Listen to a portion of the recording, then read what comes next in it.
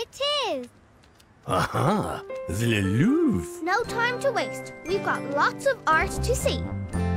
Miss Teach has arranged for a guide to take the class on a tour. Bonjour, I am your guide, Madame Dessin. Here are some sketch pads for you to draw what inspires you on your tour. There's lots for us to see. Follow me. This is the Venus de Milo statue, made from marble in ancient Greece, thousands of years ago. Venus de Milo, done. Is it broken? Oh, the statue seems to be missing its arms. Maybe I could fix it. I think I packed some sticky tape.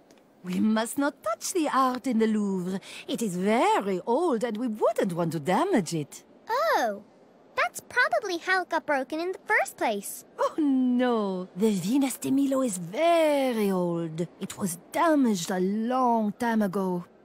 Billy Wynne, do you like the Venus de Milo? Did you know the Louvre is the biggest museum in the world? Really? Yes, it's true. We have to see everything. I don't want to miss a thing. Next up, it's the Cubist paintings. Here is a painting by Cubist painter Picasso. All of his paintings have shapes in them. Cubist painters liked to paint shapes in their art. I do too, but I also like drawing flowers. Naturellement. Then maybe you are an impressionist artist like this artist, Monet. He liked to paint outside in nature. I think I'm a cubist and an impressionist.